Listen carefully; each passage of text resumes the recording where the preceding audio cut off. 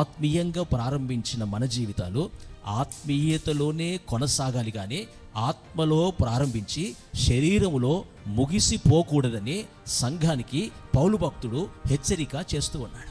ఒకప్పుడు ఓర్చుకున్న దానివే రెబెక్కమ్మ, ఒకప్పుడు ఓర్చుకున్నది. ఒకప్పుడు ఇస్సాకు ఓర్చుకున్నవాడే.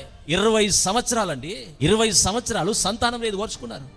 ఎన్ని నిందలు, ఎన్ని అవమానాలు, అన్ని ఓర్చుకున్నటువంటి వారు చివరి క్షణాలకు వచ్చేసరికి శరీరీతిగా మారి శరీరమైన ఆ మానుషిక ఆలోచనల ద్వారా నడిపించబడి కుటుంబం ఉన్న 2 కొడుకులు ఇద్దరికి పడకుండా చివరిగా అన్న ఒకవైపు తమ్ముడు ఒకవైపు వెళ్ళిపోవాల్సిన పరిస్థితి ఏర్పడింది. ఇంట్లో మనం నేర్చుకోవాల్సింది ఏంటంటే, దయగల దేవుడు ఆయన కనికరము చొప్పున మనకు విశ్వాసాన్ని ఇచ్చి ఆయన నడిపిస్తూ ఉన్నాడు.